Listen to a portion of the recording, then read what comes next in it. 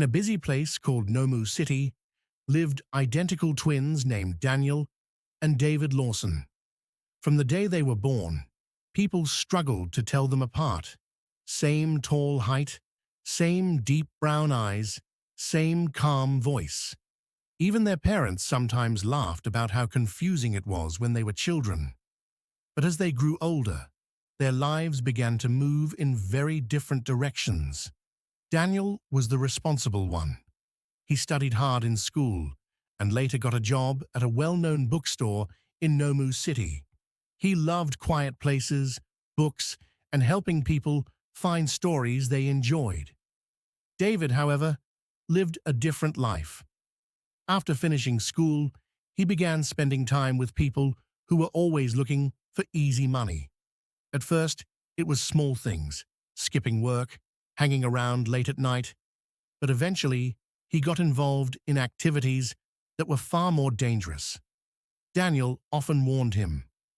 "David, one day this will catch up with you," he said many times, but David always laughed it off. "Relax, brother. I know what I'm doing." One rainy evening in Nomu City, something happened that changed everything.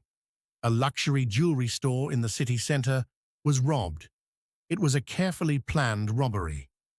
The thief entered just before closing time, distracted the staff, and escaped with several expensive pieces of jewelry. The police quickly began investigating. When they checked the security cameras, they saw the suspect clearly. The man looked calm, confident, and looked exactly like Daniel.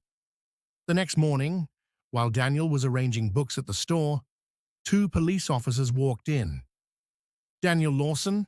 one officer asked. "Yes," Daniel replied, confused. "You need to come with us." Within minutes, Daniel found himself sitting in a police station in Nomu City, being questioned about a crime he knew nothing about. "I didn't rob any store," he said repeatedly, but the officers showed him the footage. The person in the video looked exactly like him. Daniel felt his stomach drop. He knew immediately who it must be. Meanwhile, David was at a small apartment on the edge of Nomu City with two of his friends. The stolen jewelry was sitting in a bag on the table. His friends were excited. "We're rich," one of them said. But David didn't feel excited. Something felt wrong. Then his phone rang. It was his mother. "David, the police arrested Daniel," she said with a trembling voice. David froze. "What?" he whispered.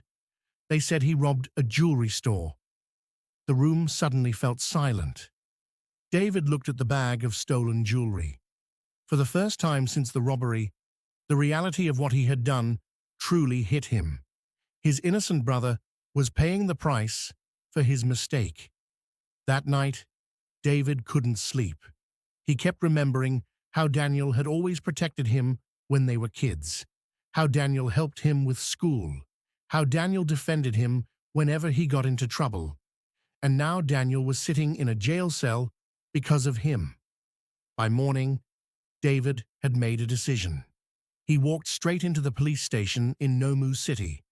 The officers looked surprised when they saw him.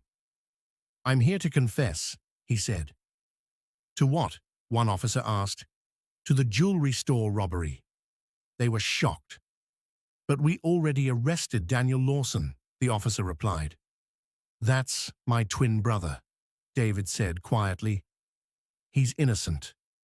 After a long investigation, David explained everything. He showed them where the stolen jewelry was hidden and described exactly how the robbery happened. The police quickly realized the truth. Later that afternoon, Daniel was released. When he stepped outside the station, he saw David standing there, waiting for him. For a moment, neither of them spoke. Finally, David said, "I'm sorry." Daniel looked at his brother. Anyone else might have shouted or walked away, but Daniel did something unexpected. He stepped forward and hugged him. "You did the right thing," Daniel said softly. David later faced the consequences for the robbery, but because he confessed and returned everything that was stolen, the court gave him a lighter sentence. After serving his time, David returned home, determined to change. With Daniel's help, he started working at the bookstore in Nomu City. At first, customers were confused, seeing two identical men behind the counter. "Are you seeing double?" one customer joked. The twins would just laugh. Slowly, David rebuilt his life. The bookstore became a fresh start for him, and for the first time in years, the brothers were working side by side again, this time choosing the same path. Because sometimes life gives people a second chance. And sometimes the person who helps you take that chance is your twin. If you enjoyed this story, please make sure to follow me and also subscribe to my YouTube channel for more exciting stories.